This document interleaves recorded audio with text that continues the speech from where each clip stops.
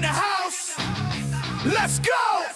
Step inside the ring where the legends were made. Independent warriors never looking for fame. Rude boy swinging, Huck calling the shots. Two lifers of the business with the stories that rock. From the sheet breaking heat in the Motor City. Bobo Brazil dropped the hammer, never pretty.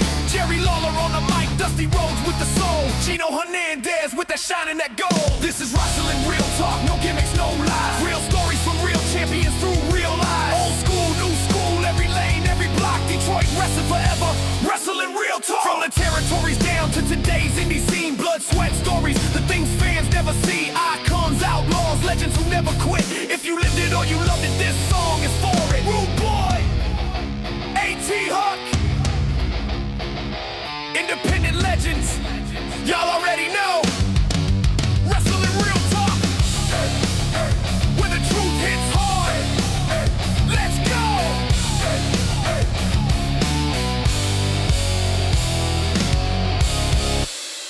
The legends were real. The stories were wilder. And now it's time to talk about it. This is Wrestling Real Talk. And now your hosts, A.T. Huck and Rude Boy. What's up, everybody? Man, I hope you guys like the theme song, man. We haven't talked about that, but I hope you guys like the theme song. You know, by the way, I'm Rudy, a.k.a. Rude Boy, of course. Y'all know A.T. Huck, my partner in crime, my brother from another mother. And, of course, Carlito's joining us in the control room, and he's rolling up a blunt right now. And Bobby Rocks is right now manning the board. And once again, we are back right here this time on New Year's Eve, baby. You know, New Year's Eve reminds me of A.T. Huck, reminds me of Dick Clark in Times Square, and then they'd cut back and forth to Hollywood, which they would pre-record like days in advance. It's like every station had their own little New Year's Eve party. Right. You know, and I liked it back then when you had the local stations to tune into. I'm from the old school, just like yourself, sir, where Guy Lombardo was Lombardo, on, right? bro. You remember Guy Lombardo? I do, brother. I do. Guy Lombardo, yes, man. Yeah, but Dick Clark, he was a tradition. He really for was, many years. He really was. You know, watching the ball drop. You know, I when I was working with Psychopathic Records, so one of my projects was working with Esham, the great underground champion. There wouldn't be no Eminem, there wouldn't be no ICP, there wouldn't be a lot of cats if it weren't for the great Esham. And I was honored to work side by side with him. And Esham, man, I mean, I got to tell you something, man. This cat, man, he was one of these guys that straight up, real talk. He was one of these guys that, you know, when you got to roll with I'm sorry. Oh, I'm sorry. Sorry. I'm back it up. Got to back it up. But anyways, Esham, a true innovator of Detroit hip hop and the world, for that matter. And anyways, I got to work with them, and we got invited to the American Music Awards in 2004. He had a great publicist, Beth Tillman, and she was from Hollywood, and she was Esham's publicist, and she was also Gwen Stefani's publicist. So anyways, long story short, she got us on the red carpet at the American Music Awards that particular year. And so I got to meet Dick Clark afterwards. He was, you know, meeting everybody, and I got to meet him. And I told my father, I was like, Dad, man, yeah, man, I met Dick Clark, man. And my dad was all in awe. He was like, oh, shit. So he was telling his buddies and shit, hey, you know, my son, he knows Dick Clark and shit. he was on American Bandstand. I had a 2-minute conversation with Dick Clark, and my dad was like, man, my son, he fucking knows him, man. But shout out to Isham out there. Happy New Year to you, my brother. Once again, it is New Year's Eve right now, and thank you guys for joining us right here on Wrestling Real Talk. Of course, we are going to talk about Wrestling Real Talk. Our topic tonight, since it is a party night, our topic tonight is the craziest partiers in wrestling. Oh my God. The craziest partiers we may have heard of or may have seen. We're gonna have with to our spill own some two beans eyes. tonight. Indeed, it's gonna get real. Speaking of partiers, I got to hit this blunt. Hey, well, since we're speaking of partiers, I might as well go first. And I'm sure it's going to be one of your choices as well. But as some of you might know, and some of you may not, I spent a little time in ECW, from 1997 to 2000, I believe. ECW. But I was privy to see a lot of things backstage. Oh, me too. That a lot of people don't even know about. Some things I've been reluctant to even talk about. Yeah. But one of the biggest partiers for me that I saw was Sunny, without a doubt. Oh, shit. Sunny, when the day would first start, she would be all bubbly and energetic and talking. Yeah. And actually one time me and Pee Wee were in the locker room, and Sunny comes busting through the door with a box. Okay. And she said, "Do you want to see my tits?" And Pee Wee looks at me and I look at him. In the box were her implants that she just had removed. It's just like, "You want to see my tits?" So she was showing us her, or at least Pee Wee showing him her implants. Yeah. But she was all wide awake and talkative and things like that. But by the end of the night, they were dragging her out the arena. Man. And those were things, and it's no lie. I'm not saying no bullshit. I witnessed with my own eyes. Right. Well, I mean, her partying days are fucking, they're legendary. And by the way, unfortunate too, that a woman who had the world by the balls once upon a time blew it all and actually had murdered someone drunk driving. Right, man. right, an elderly and this was person. her third offense. Yeah. So you can't, justify that. And let me by also giving her say any this. type of praise. Let me also say this. Tammy is a good friend of mine. Mm-hmm. She's been a friend of mine for a long time. We shared a lot of cool moments together. We had her on Cruise in the Barrio. We indeed had her on Cruise in the Barrio where she bought us donuts. Yeah. It was great, man. Good friend. And still, I don't give it a pass that she made a fucking dumb fucking judgment. Right. Man. She was out of control. After the first one, you got to back off, man. And she felt like she was invincible because she was praised as invincible once upon a time. Once a time, she was the most, downloaded wrestler or maybe even personality on the internet. By far, I might say even as far as actresses, Sunny was number one for a long time, for a good time. I won't say a long time, AOL. but yeah, on AOL. Yes. Back in the day. Yes, she was got the most mail. downloaded celebrity. Right. For like 6 months. Mm-hmm. I mean, because she was beautiful. Right. And it breaks my heart when I see She caught me looking her. a couple times. Oh, well. How can you not? And, it's sad to see what happened to her, but she was a legendary partier. And you know what? I mean, look, we're keeping it real. It's Wrestling Real Talk. Man, another partier was a friend of ours who we lost this last year, man. Horrible. 2025, losing a friend of ours, Sabu. And but he was a known partier, man. And I watched Sabu party several times. And I remember he was doing some partying at one of my shows, and I was taken back by it, I was like, shit, but anyways, he went out, put on a 5-star match. Mm-hmm.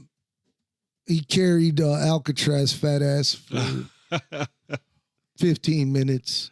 15 minutes. Wow. And this was bald Sabu, by the way. I remember that period. This was bald Sabu. I remember going up to him. I was like, man, how come you didn't get a weave or something?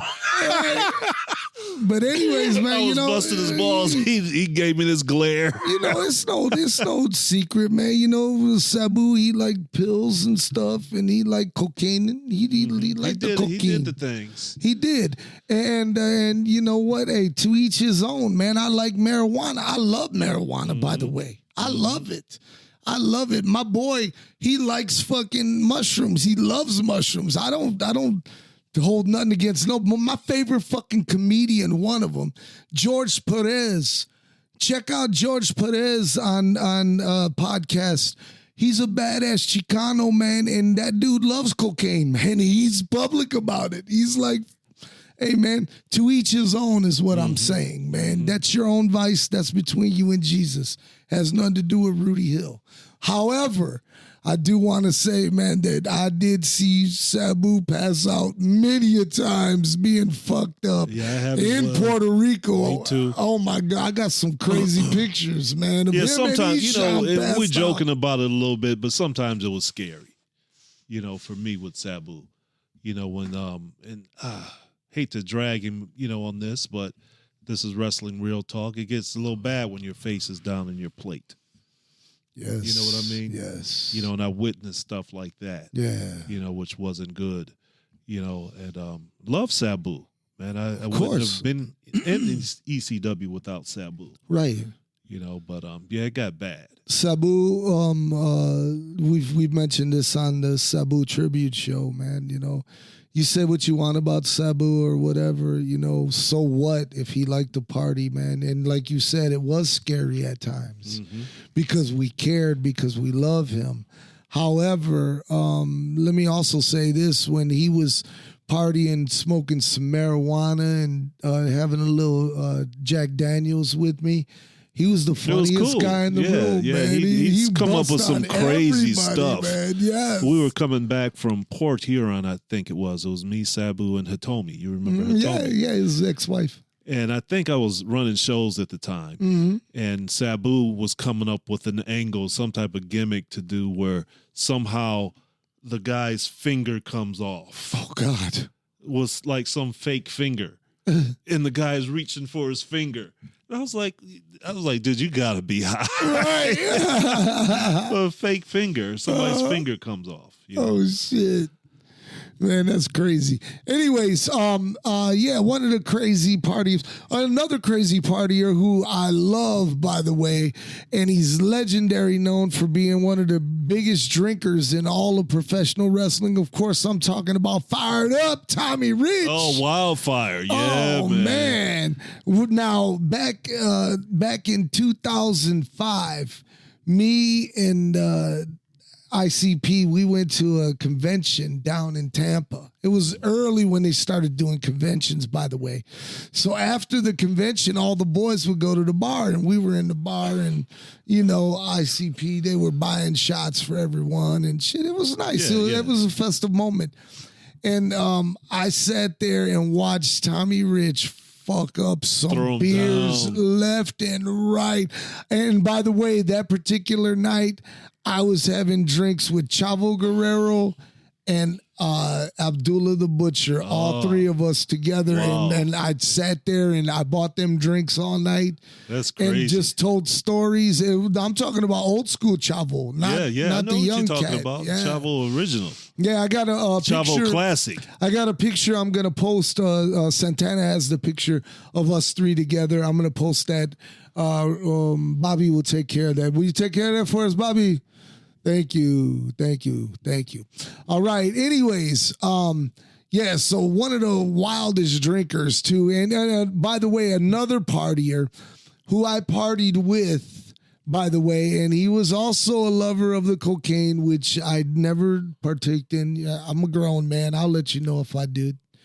But was my boy, the nature boy, Buddy Landell. Buddy Landell. Landell. Heard stories about Buddy. Buddy Landell. Okay, first off, so we brought him to Detroit, right, for IBW. And he comes in the night before. He's like, I'd like to come in the night before if you don't mind getting me a room then. And then I'll just drive out after, because the show was at for like 4 o'clock. So he was like, I'll just drive back afterwards. because he drove in. He drove in from Nashville, and he comes in and he goes over to Rivera's house. And Rivera, his girl looks awful young at the time, you know, and Buddy Landell starts busting on, oh my God, this guy had to go to the high school to pick her up. Oh, he started saying that? He started telling about Rivera. this, yeah. And anyway, so that night, okay, I say, well, you want to go get something to eat or something? He was like, hey, I'd like to go get some party on. And I was like, well, we can do that. And I hit up Rivera and Drewski. And I say, hey, you guys, man, this guy wants to get down on some party and we need some blow. We need some blow. So one of the guys, I'm not going to point out who it was like, oh, I got a buddy. He lives right around the corner here. You know, you go over there and we can get him, you know. And I said, okay, so Rivera's driving, right? He's driving and fucking Buddy Landell's getting fucking heated, bro. Why? Because Rivera's not speeding on fucking Verner Highway. Oh, he's just going like driving like normal. Normal, right? Yeah. And then he whips out his fucking wallet while Rivera's driving. He's like, okay, hey, pull the car over. And he was like, what are you talking about? And he pulls out his fucking wallet and he's got a fucking sheriff's badge in it. Oh, no. And he's like, yeah, I'm a sheriff in don't have no blah, jurisdiction county. here. Right, Don't exactly. be shit here. Exactly. He was like, so if you get pulled over, don't worry about it. I'm with law. What the I'm hell? with law. Because he wanted to get This ain't Hazard County. he wanted to get to that cocaine, and I wasn't mad at him. I was like, okay, we're gonna party. So we go there. He gets, you know, and then he was like, okay, man, let's go somewhere, man, have some fun. Well, I had a friend who worked at a restaurant in Southwest Detroit called Los Brisas. And on the weekends, it would be a nightclub in that motherfucker. And so that night, by the way, he just did an autograph signing for us at a comic book store. Or, no, I'm sorry, a record store, Hot Hits, in East Point, Roseville. And he was dressed. He was dressed to the nines, man. Full suit, 3-piece suit, hair, jet blonde, Rolex, everything. We walk into Los Brisas, and this is Friday night, or Saturday night. It's packed. All Mexicans. No one speaks English.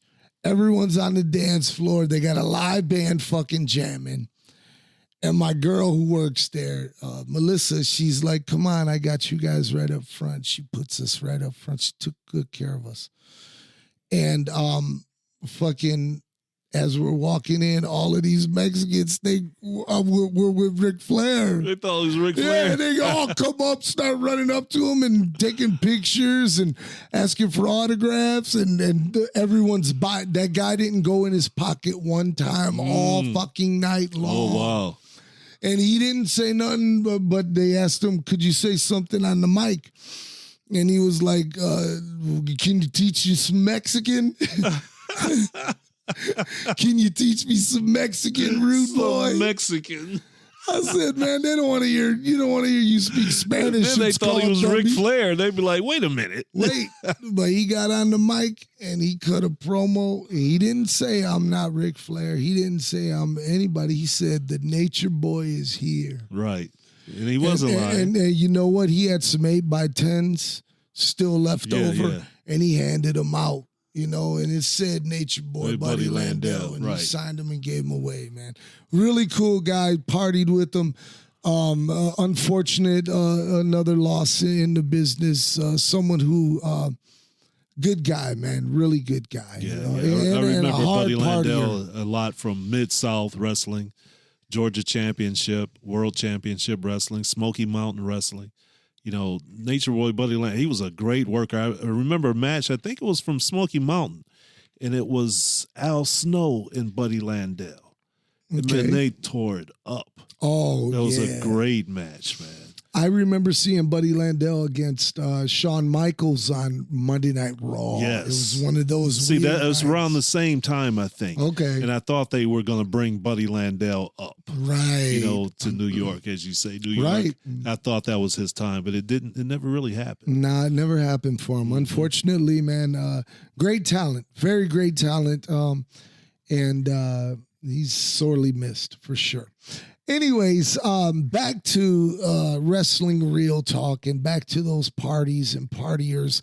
I mean, honorable mention, you got to mention New Jack, man. New Jack, I watched that guy do a line of cocaine. It would kill a horse, man. And then I was expected to get into the ring with them, and I was like, fuck this. that. I'm out. He might be one of those nights where he's trying to take advantage. Exactly. And you ain't doing that with me playing. Right, Trying to get his reputation even stronger on you. Exactly. Nope. Nope. I'm out. I see you when I see you. And you call it a pussy move or you call it whatever the fuck you want. It was either gonna be that or me and New Jack are both gonna die from stab wounds because I got something too in my trunks. I keep it in my trunks. Yeah, he was a wild boy, man. Yeah, and the problem was man, like I've seen him be so shitty to like a lot of young guys, man. Because I used to go, me and Joe, we used to go to ECW every month. We'd drive in his Corvette from Detroit to Philly, and we'd go check out ECW in the hay fucking day in 97, 96, 97. And because Van Dam was our friend and Sabu and everybody. And anyways, this was the heyday of Insane Clown Posse too, with Greg Palinko coming out. And so we would make that trip, and let me tell you something. The fucking Travel Lodge in Philadelphia is the holy grail of fucking parties. I'm talking about John Cronus. Fucked up. Oh, yeah, he would be blitzed. Could barely even stand up, man. Falling into chicks and stuff. I mean, I seen some shit in that hotel where I was like, what? My dear good friend Samu of the Samoan Gangster Party. I watched him, man, picking up a young lady out of her own vomit so she wasn't drowning in it. Oh, my God. And and he all along he's still smoking a blunt while he's While helping he's her doing out. it. Yeah, he's smoking out of blunt, And cool guy, man. I love Samu. Lucky to know him. Also, Axel Rotten. Axel was too. It's room. I didn't see it myself. Yes. So, it's hearsay. But while I was in ECW, it was like, a little commotion. Yeah. And apparently Sonny And him about Candido the and Axel I know what you're saying. they had been passing the needle around. Yes, I know. And they were unconscious, and I'm not sure who still had the needle, but it was still in their arm. Right. Yes. Like I said, I didn't witness it, but I was there. Mm-hmm. And that's what was going on at that time. So, unbelievable, man. Yeah, that was crazy, man. Balls Something I was Mahoney. actually there for. Yeah. Balls Mahoney was another wild talking partier. about, partying, to its different ways. We were in Orlando. I believe it was Orlando. And me, Bubba Ray, Spike Dudley, a few others, we went out to a nightclub. Mm-hmm. And man, did they have fun. Spike is sitting at one of the round tables, just lines of shots all in front of him. Bubba Ray's dancing on top of tables with chicks. It was crazy. Oh, that's great. That was a fun night. That's so nobody was great. drunk or nothing. They were Right. just having a really good time. Well, I want to tell Devon you. was there. I want to tell you a story of some guys that were indeed drunk and were indeed cruising on a golf cart at the gathering of the Juggalos to in the back seat of this awesome fucking go-kart or golf cart is America's Most Wanted.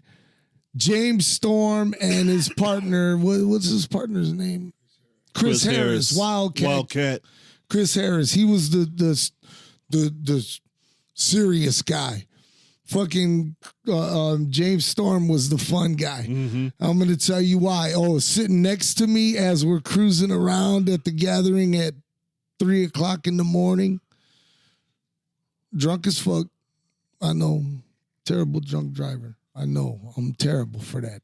However, me and Mr. Jeff Jarrett. And Jeff Jarrett was fucking drunk. And we picked up Drewski. And Drewski was like, hey, you want a beer? To Jeff Jarrett. Jeff Jarrett's like, well, yeah. And he was like, oh, I'm sorry, I ain't got no paps. He was like, I know you hillbillies like that shit. That's I'm what like, Drew said to him? Yeah, I'm like, what the fuck you busting out this guy for? How did he react? What did he say? He started laughing. He just started laughing. He was like, no, asshole, I want some Mexican beer. But anyways, we're cruising around, right? We're going from campsite to campsite. And you know, this is the gathering of the Juggalos, hardcore ninjas, you know?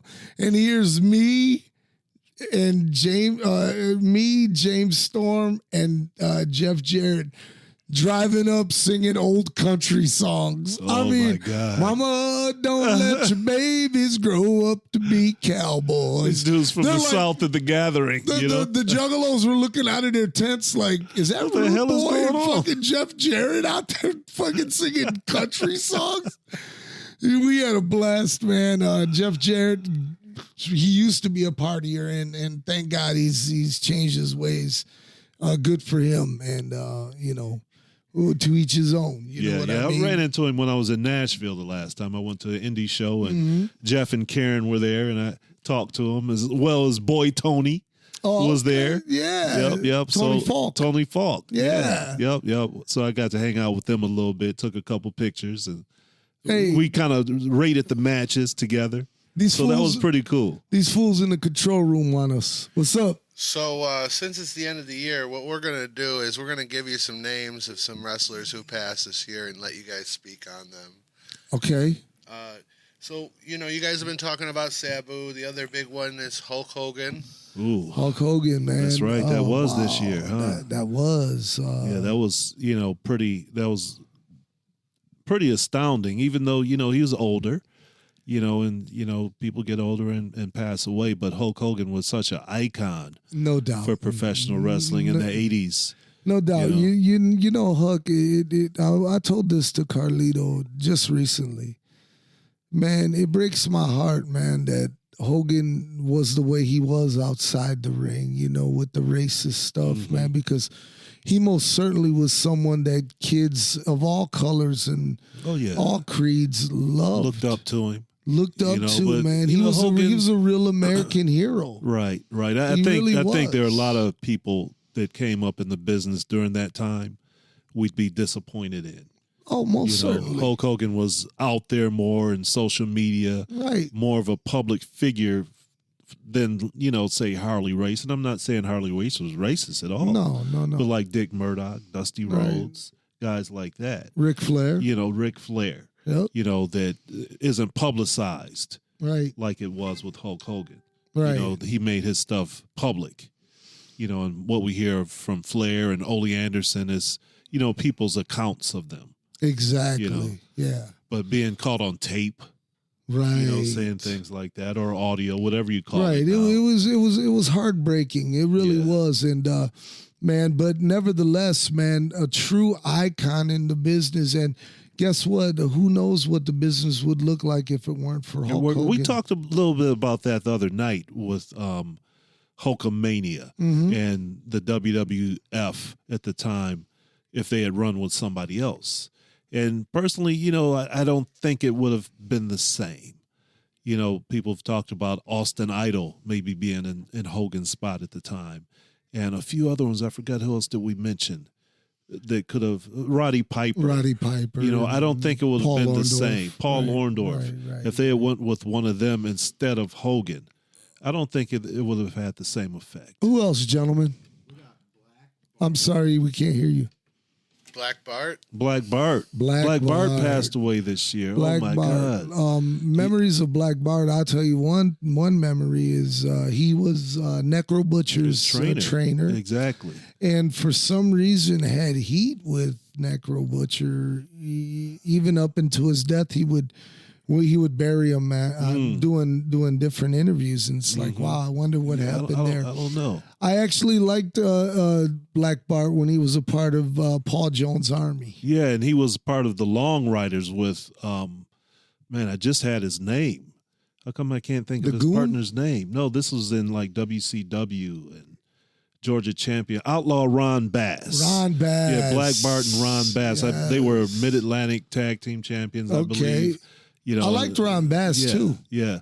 And you can see Black Bart on some of the Georgia Championship Wrestling, and he wrestled under a different name, though. Oh, really? But it's Black Bart for sure. Okay. You know. Who else over there, guys? Steve McMichael. Oh, my goodness. Mongo McMichaels. The shittiest guy to ever get into the wrestling ring. As far as ability or personality. His wrestling was terrible. Oh, it was horrible. One of the nicest guys I've ever met in my life. Yeah. But his wrestling ability was It's like shits. It's like they just threw him in there and thought that his name recognition alone would carry him. And that was sad too, because he was put into some events where some of the younger guys or guys that deserved to be were sidelined because he was on the show, and it was like, come on, man. It probably spiked the little ratings, and that's what they were trying to do. You know, but us being purists, we didn't like that. Absolutely. You know, we didn't like David Arquette Right. winning the NWA championship or WCW championship, whatever it was. Right. That was sick. So that, and I think wasn't Mongo like the NWO or the Horsemen or something like that briefly? He was a horseman, man, which was like fucking what is sad, that, bro? You know? And it just tarnished, what was great. But then again, they made Paul Roma a horseman. Paul Roma, it was over. Man. It was over. They You tried to enhanced redeem it at talent. one point with Benoit and Malenko. Right. But anyway, who do we Sweet got? Daddy Siki. Ooh, Oh, Sweet man. Daddy Siki. Sweet Daddy, Mr. Irresistible. Man, I got to see him live several times at Cobo. Me too. And he would come to the ring with two mirrors, not one. Oh. He'd have two, holding them both, and sometimes a big brush. The a big trainer- oversized brush. The trainer of Christian and Edge. Yes, he was. Great guys. But sweet man, and he was he reminded me the way he wrestled, and you'd have to look back.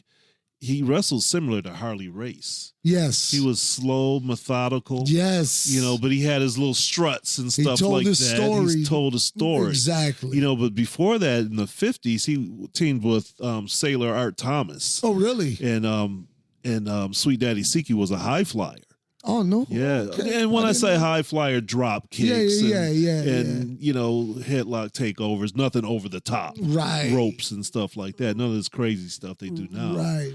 But he was considered more of a high flyer. Rest in peace, Sweet Daddy. So we lost many others, but I'm going to give you one more name. Rest in peace to all those that we can't mention because lost a lot of legends. Gran Hamada. Ooh, El Gran Mahada. You know what? To be honest, I don't know that much about Hamada. Me neither. I know he wrestled quite a bit in Mexico. Right. And we really didn't have privy to a whole lot of Mexican wrestling, No. For a long time. I remember I got a cable station, and I finally was able to watch wrestling from Mexico. Okay, give us it was another name. all in Spanish, but I just had a story, Rudy. I'm sorry. I'm so sorry. I'm so sorry. But I got to see a lot of Mexican wrestlers at that point because up until that time it was Mil Mascaras. That's all people really talked about. And Mil Mascaras was one of the guys that would come in. He wouldn't be in the territory very long at all. Man. But you did have like El Bracero and Luis Martinez. Right. That were, stand-ups. Jesse Ortega. As far as Mexican wrestlers. Crusher Cortez, Ricky Cortez. But, I couldn't tell you anything about his matches. Me neither. At all. Osamu Unfortunately. Nishimura. Osama Nishimura. Wow. I remember Nishimura when he was here. Right. They sent him here to wrestle Detroit locally to learn the American style. Yes. And he came, I think Al Snow was Snow. the one who was taking him around, but I refereed several of his matches when he was here in Detroit. He was an awful nice guy. Yeah, man. really nice. And we drove him around. I took him to his hotel, and he wanted to see a landmark. Mm-hmm. And the landmark was the Uniroyal Wheel right there on 94. yeah. So he got out the car, and, I guess he had his own camera because we didn't have cell phones. Right. And it took a picture in front of the Uniroyal tire, with Nishimura. That's crazy, man. There's a music video for Silly Love Songs by Paul McCartney and Wings. And they are on 94, and they stopped their limo to get out and take pictures picture with right there. with the Uniroyal Right. tire. Yeah. Yep. I pointed that out to Santana the other day. We were watching old school videos and shit. Cool. But also back to him, he became really good friends with the Funks. Oh, yeah. Dory Funk, and teamed with him and wrestled him in Japan, even in the Dory Funk's later years. Right. They had some big match a few years ago with Nishimura, Dory Funk, maybe teaming against some guys over there. And unfortunately, Nishimura passed away. He had been having sickness for some time. I'm not sure what it was off the top of my head, but yeah, great guy. And he was actually involved in politics over there too, I believe. Mm-hmm. He had some type of office in Japan, I do believe. Also shout out to someone that we lost just recently, Mr. Electricity, Steven Regal. Steven Regal, the original Steven Regal. The original Steven Regal, former AWA Tag Team Champion with Jimmy Garvin. Yes, we lost him recently. Unfortunately, that's how life is, and I hate it, and it sucks. But it's something that we have to deal with, and we did lose a local wrestling hero, Roughhouse Rob. Roughhouse Rob, man, was it this year? My God, Roughhouse Rob was this year. I was out of town, man. so I didn't get to attend his services. But he was another partier we talked about. We got to mention Roughhouse Rob. Roughhouse Rob was a straight partier, and let me tell you something. Such a great guy, though, man. Well, if you had a fucking problem with Roughhouse Rob, you're the one with the problem, man. For real, he always had a smile on his face. He always greeted you with a big hug. Yeah. Never gave you no. He was just a positive. He was like guy, Tex man. McKenzie. You remember Tex McKenzie? Yeah. That's how Roughhouse was. He's always hugging you and oh, Huck, come here. You know? And he's got a great smile, and very childlike too. Once he hired Carlito and I to DJ his 25th high school anniversary, and man, it was really cool, man, because he was like a fucking stud. All the girls, even in 25 years later, were all over him there, man. I was like, look at him. I remember back in the day, he used to have his mullet, full head of hair. We miss you, Roughhouse Rob. Well, I'm going to tell you what. There was some crazy stuff that happened in 2025, but I do want to say this, since this is our year-end edition, I do want to say that thank you to all of the international big-time wrestling fans that came out and showed love and support throughout the 25 season. It was awesome. I mean, we got to play some really fucking cool places, man, including Keyworth Stadium, back again at Hamtramck Labor Day Fest. I mean, we were blessed to find a summer home at Batch Brewery. That we did. And of course, it all started with our new home, Taqueria El Rey, where you can come on Saturday, January 17th, 7 p.m. bell time. That's right, 7 p.m. It's a good Saturday night, where you will see, for the Tag Team Championship of the world, you will see true legends. When I say true legends, I'm talking about cats that have been in factions with some of the greats in wrestling, including AJ Styles, including Christopher Daniels, including Frankie Kazarian. Of course, coming back for a special night. And by the way, they say they're coming to win the titles. Are Detroit legends, world-class legends, the one and only Hot Stuff, Anthony Rivera, and his tag team partner, the former JCW World's Champion, Richie Boy Briar Wellington, better known as The Threat, will be taking on the most diabolical, the most insane, the most uncontrollable tag team in the world today. Of course, I'm talking about Caesar and the Mighty Bojack, the Den, putting their titles on the line against the legends. A.T. Huck, would you like to comment on that before we leave? Man, all I got to say, man, this match is highly anticipated. I know the Den, they're looking forward to it. But after talking to Caesar Asher not long ago, he doesn't plan to pull any punches. He was like, the Threat's not coming into IBW and slowing down their momentum. They're going to treat them just like they're anybody. And that's not a good thing for the Threat. I just would like to say this, Huck. Congratulations on booking another dynamic match. Aside from that main event, the one and only IBW Women's Champion, defending her title against former AEW and first ever AEW Women's Champion, Nyla Rose. It's going down, God, man. How did you score that? Hey, man, like we said, man, I'm looking forward to this show more than any other in quite some time. Got attention all over the media. The buzz is definitely IBW for the 17th. Absolutely.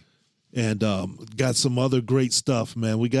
And I didn't mention it to you, and I don't know if you even know, but making his debut on the 17th will be Dean Hendricks.